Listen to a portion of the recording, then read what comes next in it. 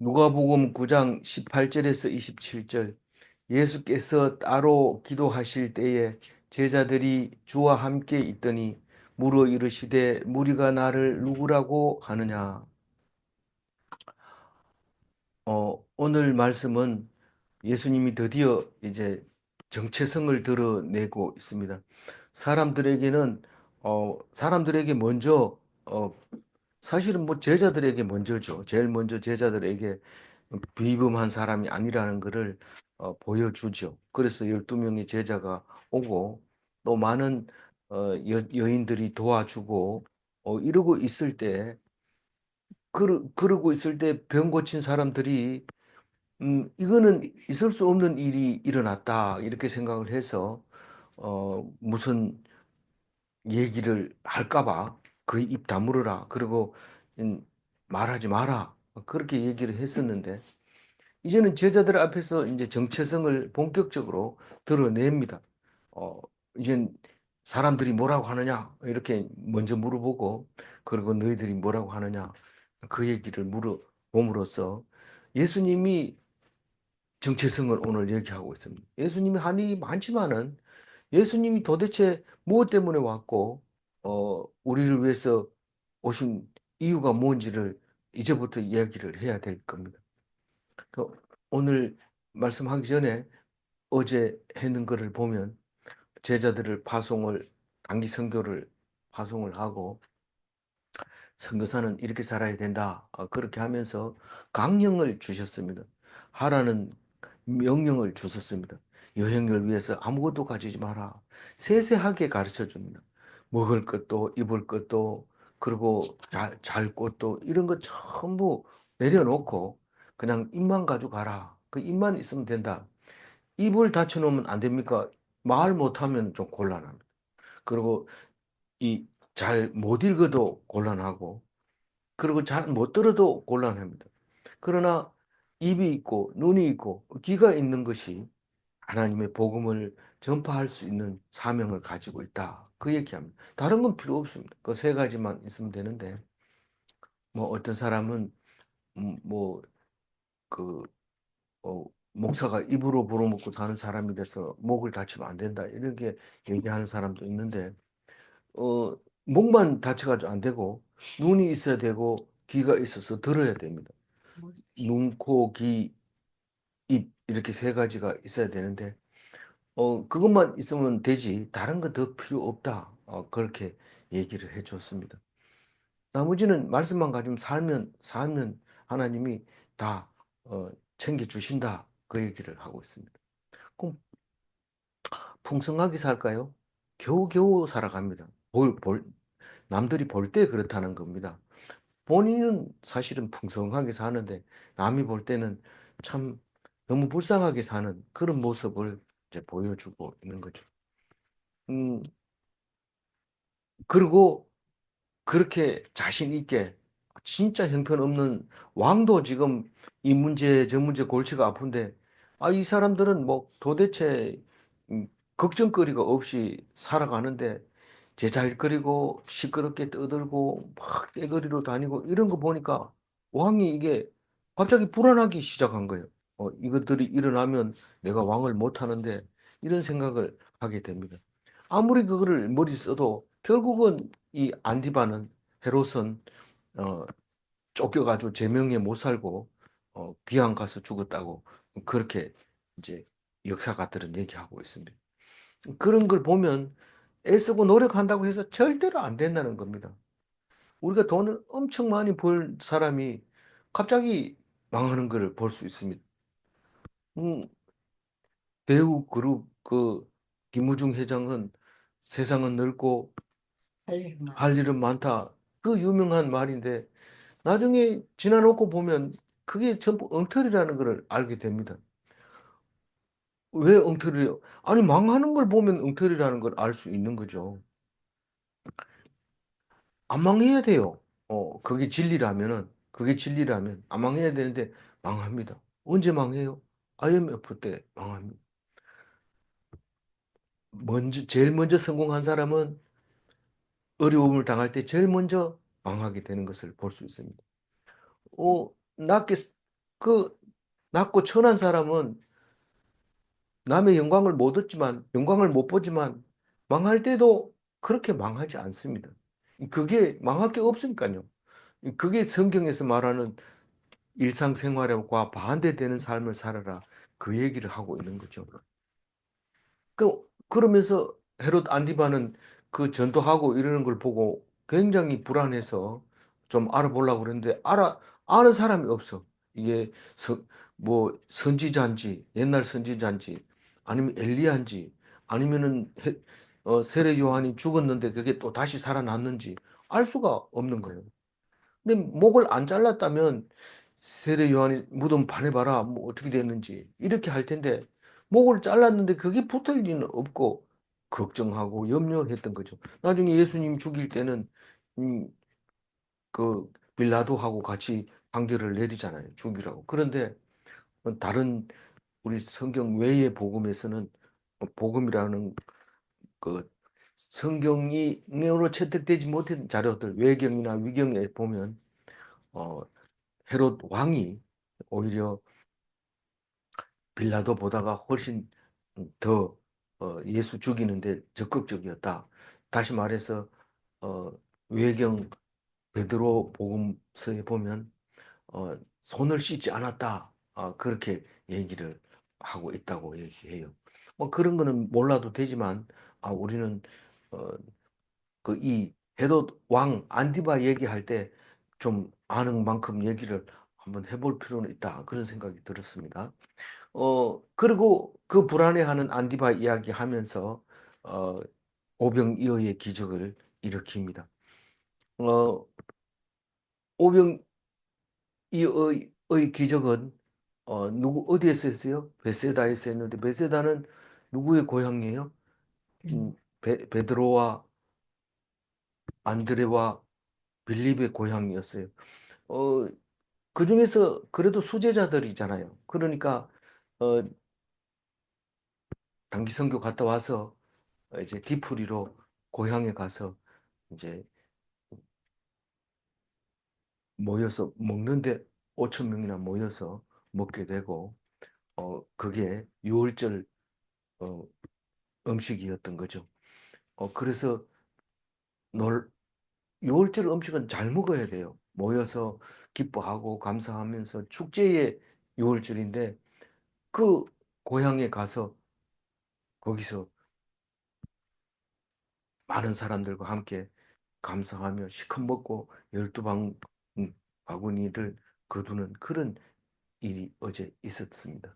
그리고 이제 본격적으로 오늘 18절에 와서 어, 정체성을 드러내는데 예수께서 18절 보면 따로 기도하실 때 따로 기도한다는 것은 다른 무리들이 없었을 때 한적한 곳에 가서 기도합니다. 근데 보면은 꼭 예수님 가면은 어, 껌딱지처럼 따라다니는 게 있는데 그게 제자 사도들이었던 거죠. 그 사도들이 와서 기도할 때 같이 있습니다. 기도는 무슨 기도를 했는지 뭐 어떤 기도를 했는지 모릅니다. 습관적으로 늘 하던 대로 4장 16절에 보면 늘 하던 대로 안식일 날 나사렛 회당에 올라가서 예수님이 성경을 읽고 책을 덮고 그 다음에 이 말씀이 너희에게 오늘 임했느니라 이렇게 얘기를 합니다. 그리고 나중에 보면 22장에 가면 또 예수님이 습관을 따라서 기도하러 갔는데 그게 마지막 저녁 목요일 날 저녁 어, 겟세마네 동산에서 기도를 하는데 그 기도할 때도 그날 처음 가서 기도한 게 아니라 늘 하던 대로 습관을 따라서 기도하러 들어갔습니다. 그리고 어, 그 겟세마네 기도는 땀이 핏방울처럼 떨어지게 기도하고 두 번이나 와가지고 너희들 같이 기도하자는데 그걸 못하냐 이러고 그랬던 그 기도가 늘 습관대로 했던 것이 우리가 야, 이제 나 예수님처럼 살아야 되겠어. 이러면 오늘 저녁에 기도하자. 이런 게 아니고 늘 같은, 음, 그로 해야 됩니다. 감리교는, 감리교 메소디스트라고 하는 감리교는 습관적으로 이, 그- 그러니까 규칙쟁이라는 뜻이 이 메소디스트입니다. 그래서 그 요한 웨슬리 선생은 하루 종 하루 꼭 코스가 똑같이 그렇게 움직이고 있다는 겁니다. 그 물어봅니다. 그 기도하러 왔던 그 제자들한테 무리가 나를 누구라고 하느냐.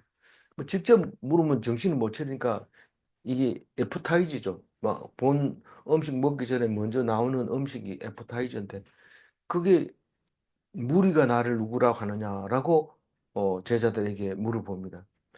왜 물어볼까요? 이제 정체성이 내가 누군지를 너희들에게 가르쳐 주고 싶다. 그냥 바로 가르치면 누가 뭐 이렇게 얘기하던데요. 이렇게 얘기할까 봐 미리 먼저 물어보죠. 그러니까 어떻게 대답합니까? 19절.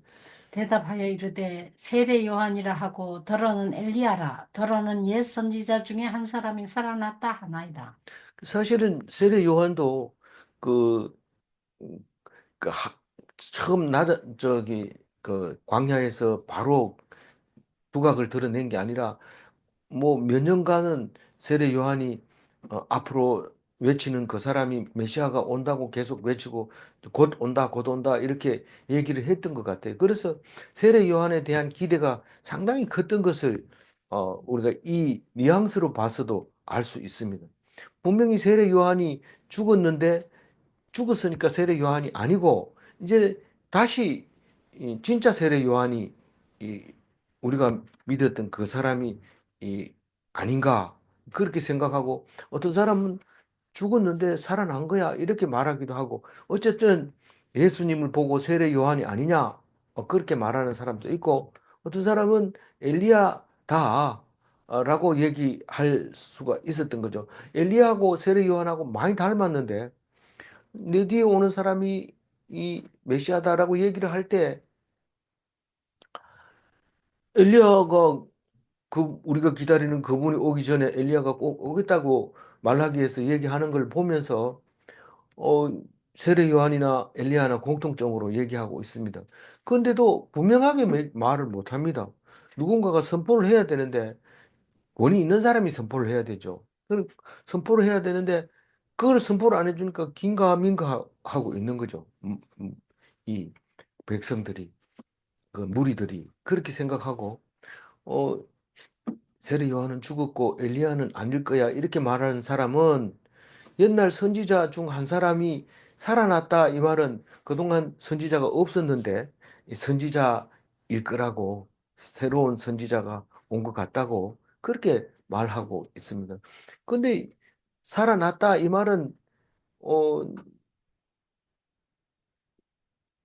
지금은 선지자가 없다 이런 뜻이나 마찬가지입니다. 어제도 거의 그 뉘앙스가 같았지만 그렇게 얘기합니다. 그리고 이 예수님이 나중에 십자가에서 엘리 엘리 라마 사박다니 이럴 때 엘리를 부른다 엘리야를 부른다 어떤 일이 있었는지 보자 이렇게 뭐 이게 십자가에 달려서 겨우겨우 얘기하니까 그렇게 얘기하는 것을 기록하고 있습니다. 어, 사실은 선지자죠. 선지자 중에서 마지막 선지자라고 볼 수 있는 거죠. 그런데 선지자 중에서 마지막 선지자이기도 하고 제사장이기도 하고 어린 양 제물이기도 하고 제사장이기 어 그런 대제사장이. 대제사장으로 그렇게 마지막 제사장으로 오신 분이 예수님입니다. 20절 읽어봅니다. 예수께서 이르시되 너희는 나를 누구라 하느냐? 베드로가 대답하여 이르되 하나님의 그리스도 신이이다 하니. 그러니까 다른 사람은 대답 안 하는데 베드로가 대답을 하고 있는 겁니다. 어, 사실은 아직도 베세다에 있는 것 같아요. 그래서 거기서 베드로가 뭐 안 그래도 반장이지만 자기가 대답을 합니다. 그리고 딴 사람 얘기는 안 쓰는 걸로 볼 때 베드로 얘기가 곧 그게 이제 사실인 거죠. 어, 하나님의 그리스도 이 말은 그리스도인데 하나님이 임명한 하나님이 보낸 그리스도다. 정확하게 얘기하면 예수 그리스도 하나님의 아들 구세주 그거를 머리 글자만 쓰면 익투스 그래서 물고기와 같은 단어가 돼버리는 거죠.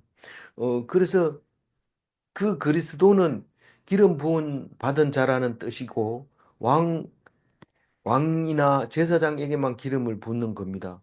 그래서 왕이기도 하고 제사장이기도 한 유대인의 왕 예수죠. 그 하나님의 아들 구세주 이렇게 해서 우리가 저기 가톨릭 교인 차에 익투스라고 해서 물고기를 붙여가지고 다니는 게 많았는데 요즘은 잘 안 보입니다. 21절 읽어볼까요? 경고하사 이 말을 아무에게도 이루지 말라 명하시고. 음, 사람들에게도 했지만 제자들에게도 이 얘기를 하는 것은 아직 1년간 해야 될 일이 많이 남았다. 때가 아직 이르지 않았다. 그러나 이 이거는 뭐 1년이 안 남은 거죠. 그래서 어, 사실은 아무에게도 말하지 말라. 이 말은 그 말이 속닥속닥 해가지고 자꾸 옆에 사람한테 얘기하지 말해, 얘기하지 말해, 얘기하지 말해, 얘기하지 말해 이러면서 싹 퍼져버립니다. 뭐 하나님은 그걸 알고 있죠. 예수님은 다 알고 있습니다. 그래서 지금은 아직 때가 아니다. 이 말은 아무에게도 이러지 말라. 이런. 그리고 또 어떤 의미로는 이렇게 중요한 얘기를 아무에게나 얘기하지 마라. 이런 의미도 있습니다. 돼지에게 진주를 던지지 말라. 이런 느낌이 들어있다. 이 말입니다. 그래서 함부로 가볍게 다니면서 그리스도가 왔다. 뭐 이렇게 얘기하지 마라. 그리스도가 온다. 그러니까 그것을 믿으면 구원을 얻는다. 이게 복음이고 선교사가 외쳐야 될 말이지만 그 사람이 이 사람이다라고 얘기를 하지 마라. 아직까지는 그 얘기를 하고 있어. 22절. 이르시되 인자가 많은 고난을 받고 장로들과 대제사장들과 서기관들에게 버림받아 죽임을 당하고 제3일에 살아나야 하리라 하시고. 만약에 이 말을 미리 얘기해 버리면 어, 지금 해야 될 일들을 못 하게 되는데 그 해야 될 일이 굉장히 부지런히 해야 됩니까? 그게 아니고 피동적으로 당해야 되는 거예요. 당해야. 그러니까 내가 마음대로 막 이렇게 십자가에 달릴 죽는다든가 너희들 나보고 욕해 이러면서 욕 먹고 이렇게 할 수가 없고 욕하면 막 먹고 십자가 못 박으면 박히고 이런 거를 그게 남아 있다는 겁니다. 그러니까 아직은 음, 막 떠들 때가 아니고 언제 떠들어야 돼요? 살아나신 예, 후에. 살아나신 후에, 음, 부활하신 후에, 그리고 천국 가신 후에, 40일 뒤에 천국 가잖아요. 그 가면, 그 다음에 이제, 음, 부활하신 예수님에 대해서 이야기를 하는데, 어떤 힘을 빌려서 보혜사 성령님의 성령이 임하게 되면, 그다음부터는, 음, 막 이렇게 아무에게나 막 불러가지고, 너 살고 싶어? 그럼 예수 믿어? 막 이렇게 한 거죠. 근데 그 말만 믿으면 아주 무섭습니다. 예수 믿나 안 믿나 물어보고 안 믿는다 이러면 죽여버리고 이렇게 하는 소리를 들렸는데 중세 때 그런 경우도 있었다는 거죠. 22절 보면은 인자가 많은 고난을 받고 그 예수님은 아무리 고난을 받아도 믿음으로 인내해서 결국은 열매를 맺습니다. 선교사의 강령에 들어 있는 거죠. 그리고 장로들과 대제사장들과 서기관들 이것은 종교 지도자들입니다. 어, 장로들 이름은 유대교의 어른이고 대제사장은 제사장이고 서기관들은 음, 그들을 돕는 사람들인데 여기에 유별나게 예수를 죽이는데 공로를 한 것이 바리새인들이죠. 그 사람들은 잘 알고 장로들보다 대제사장보다 서기관보다 훨씬 잘 안다고 생각하는 바리새인들이 적극적으로 예수님 죽이는데 큰 어, 기여를 하게 되는 것을 볼 수 있습니다. 어, 그리고 버림받아요. 이 말은 동족에게 버림을 받았다고 다른 데서는 얘기합니다. 뭐 언제 장로들이 뭐 예수를 가지고 있었나 버리게 이런데 동족에게 배신을 당하고 이방인에게 죽임을 당하게 된다는 뜻입니다. 이 말은 버림받았다는 것은 그들이 직접 죽이는 게 아니고 이방인 본디오 빌라도가 죽이게 될 거라는 예수님의 말씀이죠. 그래서 죽임을 당하고 이러는데 꼭 당해야 돼요. 아, 내가 이제 죽을 때 됐는데 죽어버리고 너들 죄를 위해서 내가 죽는다 이러고 자살하면 그건 절대로 안 되는 겁니다. 꼭 필연적으로 죽임을 당해야 돼요. 그 우리가 죽을 때 죽임을 당해야 되지. 아이고 이래 사람 뭐하나 이러면서 먼저 죽으면 그건 절대로 예수님이 원하는 게 아니고 그렇게 예수님 닮은 게 아닙니다. 그 병으로 죽인 것은 누구 죽임을 당한 겁니까? 병마를 병마에 의해서 죽는 거죠. 그게 순종하고 기뻐하고 예수님 십자가에서 죽는 것처럼 그렇게 하나님께 영광 돌리고 병들어 죽으면 십자가입니다. 자기 십자가입니다. 암 걸린 사람은 암이 자기 십자가고 음, 혈압 높은 사람은 혈압이 자기 십자가고 그걸 지고 가야 되는 거죠. 다른 통증이 있는 사람도 그 통증이 자기 십자가고 그 자기 십자가를 지면서 기뻐하면 예수님 닮은 거고 어떻게든지 내가 이걸 고쳐야지 이러면은 오늘 중심 말씀처럼 자기 스스로 하면 결국은 죽임을 당하고 어, 자기 스스로 안 하고 예수님을 위해서 살면 구원받는데 예수님을 위해서 사는 게 피동적으로 사는 거예요. 그냥 순종하는 거예요. 그냥 아무것도 안 하고 말씀을 듣고 지키기만 하면 되는 거예요. 말씀을 들을 때 어떤 자세로 들어야 돼요? 좋은 좋은 마음. 마음과 착한 마음으로 들어야 돼요. 그걸 들었으면 그것은 마음속에 간직하고 있어야 돼요. 건들면 말이 튀어나와요. 기도하라 하면 바로 나와야 돼요. 예수님이 그런 분이었던 거죠. 건들면 예수님이 말씀을 하시고 그런 것처럼. 그리고 무슨 일이 있으면 어떻게 해야 돼요? 인내해야 돼요. 인내하면 뭐가 돼요? 인내하면 그게 열매가 되는 거예요. 그건 누구 보고 그렇게 했어요? 좋은 씨가 땅에 떨어졌을 때 일어나는 그 열매를 그렇게 얘기하고 있습니다. 그러면 100명에게 전도를 했는데 한 사람이 전도받으면 어떻게 해요? 그 사람이 백배의 열심. 100배의 열매를 결실을 맺기 때문에 씨앗을 뿌린 게 손해가 안 납니다. 절대로. 그렇게 우리는 말씀을 전하고 소리를 질러서 메시지를 전해야 되는 게 옥토에 떨어진 하나님의 말씀이다. 그렇게 말할 수 있습니다. 그리고 결국은 3일 만에 다시 살아난다. 제3일에 살아난다. 이 말은 하룻밤 자고 이틀 밤 자고 3일째. 3일 밤 안 잡니다. 이틀 밤 자면 됩니다. 금요일 날 돌아가셔서 금요일 날 지나고 토요일 안식일 지나고 주일 날 새벽에 부활하십니다. 지금은 사순절 기간입니다.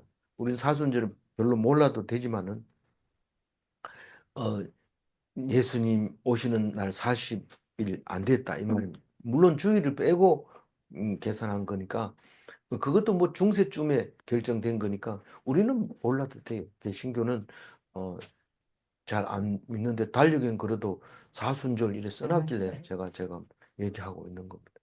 근데 그 고난을 버림받고 고난 받는 것이 이 정리를 해보면 이렇습니다. 회당에서 채찍질합니다. 붙들어가지고. 그리고 가시관을 씌우고 머리에 능욕을 하고 뭐 머리에 피가 막 나는 거죠. 희롱합니다. 유대인의 왕이여 이러면서 공포를 씌우고 막 갈대를 들게 하고 네가 이게 왕이 지팡이다 갈대를 들어라 이래놓고 또 그거 뺏어가지고 막 때리고 얼굴에 침을 뱉고 주먹으로 막 때리면서 우리가 음, 선지자 노릇하자 네가 선지자면 누가 때린지 봐라 이러고 막 때리고 그냥 막 세게 때리는 거예요. 막 갈대를 때리고 손바닥으로 치고 조롱을 하면서 네가 남은 구원했는데 니는 한번 구원해봐라 이러면서 십자가에 달린 사람 보고 참 그런 거 보면 로마 시대 때 그런 거 보면 진짜 잔인하죠. 사람 살았는데 그 기름에 불을 붙여가지고 그냥 막 이렇게 이 등불을 켜고 이랬다. 그래서 십자가에 못 박혀 죽어야 된다. 그 얘기를 어, 자세하게 누가는 쓰지 않지만 우리는 복음서를 통해서 그 상황을 압니다. 이거를 노래로 불러가지고 메시아를 만들어가지고 메시아를 부르면은 사람들이 막 은혜 받아가지고 기립해서 막 박수치고 이렇게 하잖아요. 23절 읽어봅니다. 또 우리에게 이르시되 아무든지 나를 따라오려거든 자기를 부인하고 날마다 제 십자가를 지고 나를 따를 것이니. 자기를 부인한다는 게 뭡니까? 네 생각하지 마라. 내 생각에는 내 생각에 그런 소리 하지 마라. 내 그 소리 빼라. 그리고 가만히 있어라. 입 다물고 있어라. 그 말입니다. 나를 따라오려거든 자기를 부인하고 말도 못하게 하면 내가 왜 거기 가 있어야 니는 거기 가 있어야 될 자격이 있고 거기 가 있어야 될 의무가 있고 거기서 가만 있으면 돼. 입 다물고 있어. 근데 부인 안 합니다. 내가 그래 할 것 같으면 내가 그거 안 갑니다. 이런데 할 수 없어요. 네. 그래서 날마다 어떻게 자기 십자가를 지고 자기 십자가가 뭡니까? 그 자리가 앉아 있는 게 자기 십자가죠. 자기가 가야 할 곳에 가야 돼요. 이 떠들어라는 게 십자가가 아니고. 그래서 나를 따를 것이라. 이 말은 때리면 맞고, 음, 죽이면 죽고, 그게 예수님의 길입니다. 그게 도입니다. 그리스도의 도, 그게 음, 예수님을 따르는 겁니다. 뭐, 예수님을 따르는데 어떻게 따르냐? 따르려 하니까 십자가를 누가 못 박아줘야죠. 안 박아주니까 돈 주고 막 박으라 이랬는데 그게 잘 안 됩니다. 다 들통이 납니다. 24절 읽어. 누구든지 제 목숨을 구원하고자 하면 잃을 것이요. 누구든지 누구든지 나를 나를 위하여 제 목숨을 잃으면 구원하리라. 예, 구원하리라. 하나님이 구원하는 거지. 우리가 구원 음, 받으리라 이러면 왜 안 주세요? 막 이러고 이런데 그거는 주권이 100% 주님에게 있는 겁니다. 제 목숨을 구원하고자 하면 이 말이 뭔 말입니까? 내가 살려고 하면 잃는다는 거예요. 내가 이 병을 고치려고 하면 그 병으로 죽는다는 거예요. 좋은 약 다 써도 좋은 약을 쓰니까 약에 취해가지고 죽습니다. 항암제 주면 그 세포가 막 죽습니다. 하여튼 어쨌든 능동적으로 하면 결국은 죽는다. 안 죽으려고 하니까 병을 고치려고 하니까. 근데 하나님이 고쳐주면 감사하고 말씀을 인내하고 그 말씀을 생각하면서 견디면 그 병이 나았을 때는 그 아플 때보다 훨씬 더 영광스럽고 기쁘고 감사한 일이 생기는 거죠. 나를 위하여 제 목숨을 잃으면 이게 무슨 말입니까? 저는 이거 그때 어, 어, 뭐 생, 생, 어, 뭡니까? 죽고자 한 이순신 장군이 얘기한 거, 어, 음. 필, 적생필사 뭐 이런 거잖아요. 뭐 생적필사 뭐 이런 말인데 그 말하고 이 말하고는 완전히 다른 얘기예요. 어, 나를 위하여 제 목숨을 잃으면 이 말은 아가페 사랑을 얘기하고 있는 겁니다. 이 제일 가까운 말이 뭐 있어요? 나를 위하여 제 목숨을 잃으면 이 말은 친구를 위하여 자기 목숨을 버리면 이 말입니다. 그게. 근데 예수님은 유대인들 동족을 위해서 목숨을 잃잖아요. 친구를 위해서 잃잖아요. 근데 이 요한복음에서 얘기하는 사람이 친구를 위하여 자기 목숨을 버리면 이보다 더 큰 사랑이 없나니 예수님이 그렇게 말씀하실 때 이게 무슨 말인지 누가는 여기서 얘기하고 있는 거죠. 사랑한다는 게 무슨 가슴으로 하는 게 아니고 그냥 완전히 머리로 하는 아가페 사랑이죠. 완전 피동적인 사랑.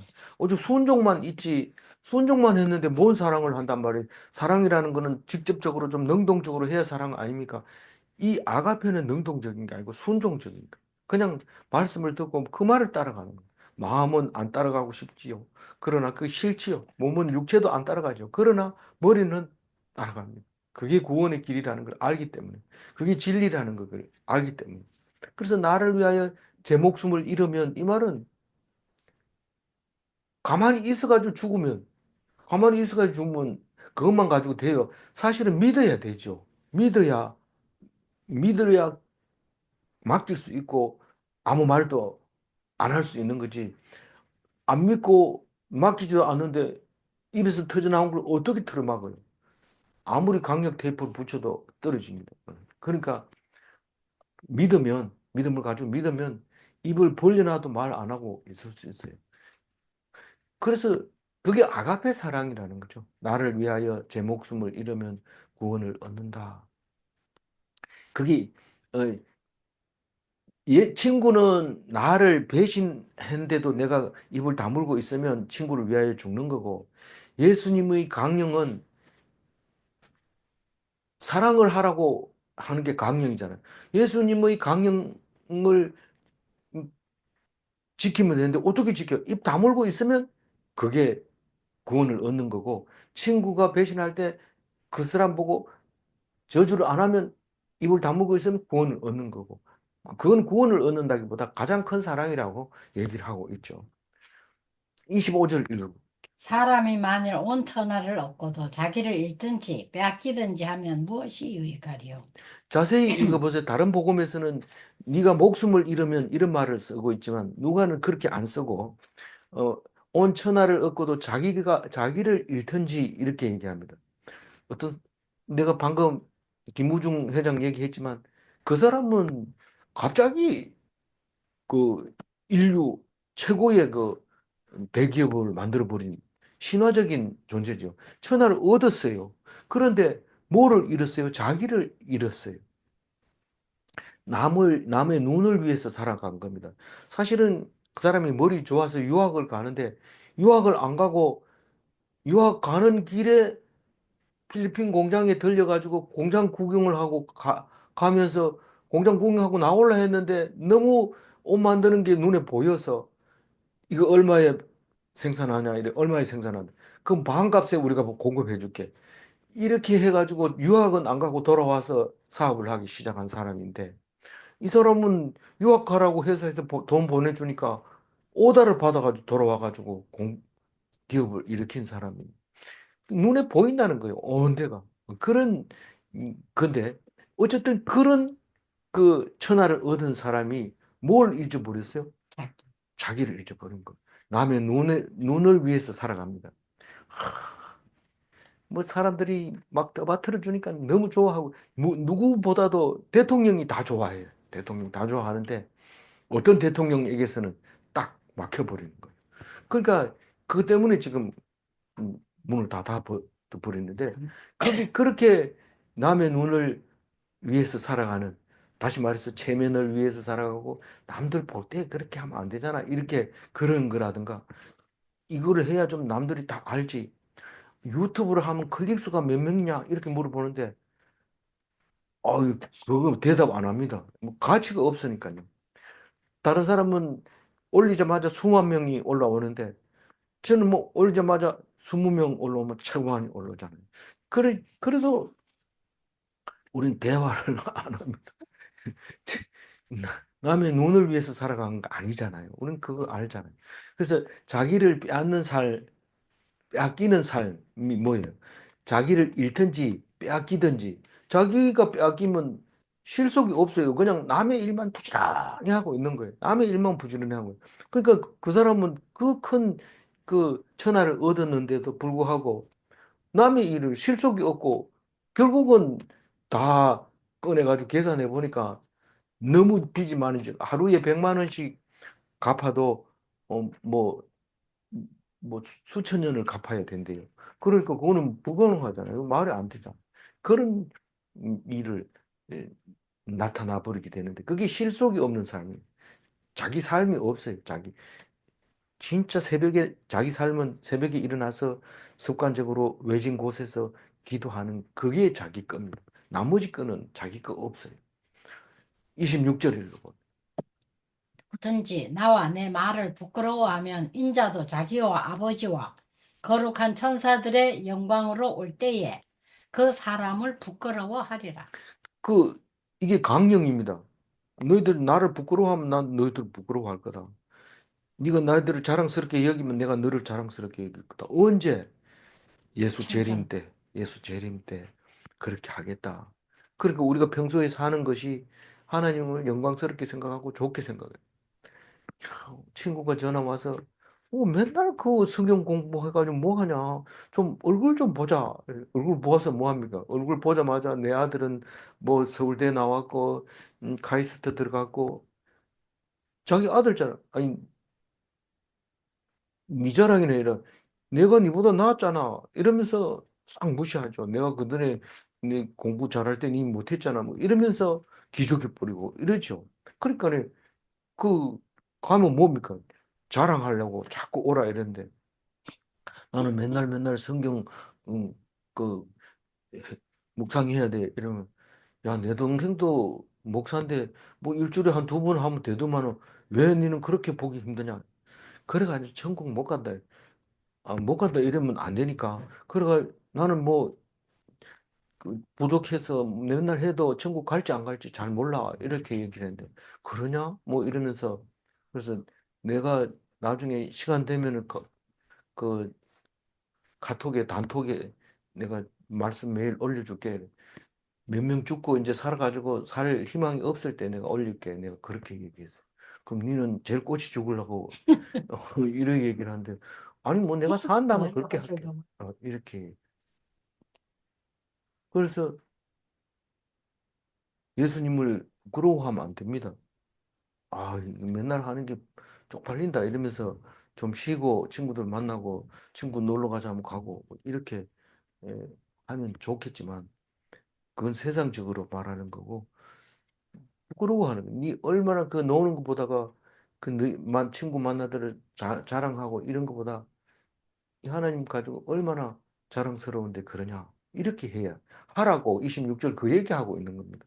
그래 해라. 그래 하면 네가 잘했다고 내가 예수 재림의 나를 잘했다 하면 구원 받는 거고 못했다 이러면 지옥 가는 거고 그렇습니다. 27절 읽어봐. 내가 참으로 너희에게 이르노니 여기 서 있는 사람 중에 죽기 전에 하나님의 나라를 볼 자들도 있느니라. 요게 이제 전부 주석가들이 난해 구절입니다. 한 5가지 정도 각자 다른 이야기를 하고 있는데 대부분은 요 이제 내일 있을 변화산 이야기 그거를 어 하나님 나라를 볼 자다. 그래서 베드로와 야고보와 요한을 데리고 변화산에 올라가서 누구를 봐요? 모세와 모세. 엘리야와 이렇게 만나는 것을 보고 아 이게 천국이구나 이렇게 생각했다고 일반 주석가들은 그렇게 얘기를 합니다. 그런데 메시지 성경에는 이걸 뭐라고 얘기를 하냐면 이와 같은 일이 여기 서 있는 사람들 중에 일어날 것이다. 이렇게 얘기를 합니다. 그러니까 어, 이와 같은 일이라는 것은 예수 재림 때를 말하고 있는 거거든요. 그러니까 예수 재림 때에 천국에 올 사람도 있다. 그럼 못 올 사람도 있다는 얘기입니다. 이게 엄청난 얘기 돼버리거든요. 그런데 어쨌든 그 얘기 듣고도 나는 그래도 제자로서 잘하고 있겠지. 그리고 이렇게 열심히 한 사람 이름 빼겠나. 이렇게 생각할지 모르지만 그런 사람도 있다. 볼 자도 있다. 이렇게 얘기를 합니다. 근데 본다는 것만 따지면은요. 마음이 청결한 자는 복이 있나니 그들이 하나님을 볼 것이요. 이런 것은 하나님을 본다는 것은 하나님 나라를 본다는 겁니다. 그러면 마음이 청결한 자, 이 12명 중에서 마음이 청결한 자 몇 명 있다. 이렇게 몇 명이나 아니면 한 명 있다. 이렇게 얘기를 한다면 매우 섭섭할 거 아닙니까? 맨날 따라다니는데 음, 너희들 중에서 하나님 나라를 우리 맨날 하나님 나라 때문에 찾아다니는데 볼 자도 있다 이러면 어떻게 합니까? 이렇게 말하지만 어쨌든 이게 그 말입니다. 이게 그 말이에요. 24절 한번 읽고 마무리하겠습니다. 누구든지 제 목숨을 구원하고자 하면 잃을 것이요 누구든지 나를 위하여 제 목숨을 잃으면 구원하리라. 죽기를 각오하고 인내하면 승리하게 하십니다. 기독인은 죽어야 다시 사는 겁니다. 안 죽으려고 발버둥질 치면 절대로 영원히 살 수 없습니다. 질문합니다. 믿음을 지키다 죽임을 당하면 예수를 위한 것인가? 죽임 끝이라면서요. 끝이 아니고 예수님을 위해서 죽으면 다시 살립니다. 질문 2. 자기 생각을 버리고 순종하는 것이 구원의 길인가? 그렇습니다. 기도하겠습니다. 하나님 감사합니다. 예수님의 정체성을 예수님 입으로 이제 본격적으로 드러냅니다. 우리는 예수님이 말씀 안 하셔도 다 알고 있었지만 이제 제자들에게 직입적으로 얘기를 합니다. 사람들이 생각하는 것과 너희들이 생각하는 것과 그리고 내가 해야 될 일에 대해서 이야기함으로써 예수님은 우리를 위하여 이 땅에 오신 구세주 메시아였습니다. 우리는 그 구세주를 기다릴 때 우리는 왕의 모습을 하고 있고 또 많은 권력을 가지고 있고 많은 군대를 가지고 있고 그 권위를 가지고 있을 줄 알았는데 목수의 아들로 30살 되는 사람 청년이 그 어머니가 낳을 때 약혼한 상태에서 임신을 해서 낳은 자식인데 우리에게 이런 말을 한다는 것은 너무도 어처구니가 없습니다. 다윗의 후손으로 온다고 했는데 왜 여자 혼자서 아기를 낳아야 됩니까? 이렇게 하면서 예수님이 구세주라는 것을 꿈에도 생각 못했습니다. 그 세례를 준 세례 요한도 몰랐습니다.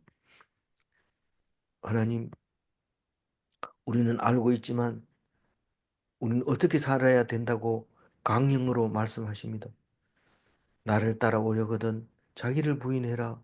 그리고 자기 십자가를 져라. 제 목숨을 구하려고 이리 뛰고 저리 뛰고 엉뚱한 짓을 하지 마라. 나를 위해서 제 목숨을 잃으면 그게 구원을 얻는다 할 때에 능동적으로 하는 것이 아니라 말씀을 듣고 순종하는, 그래서 그 말씀을 마음속에 간직하는, 그것으로 말미암아 모든 문제가 해결된다는 것을 말씀하실 때 예수님이 본을 보여주셔서 감사합니다. 고통스럽고 힘든 시간이 우리에게 있을지라도 그 누구에게나 있다는 것을 기억하고, 그러나 그것을 벗으려고 하는 것이 아니라 입 다물고 순종하는 것만 예수님의 길이라는 것을 가르쳐 주실 때 감사하고 감사합니다. 우리들이 예수님을 닮는 데 부족함 없게 도와주옵소서. 감사드리옵고 우리 주 예수 그리스도 이름으로 기도 올리옵나이다. 아멘.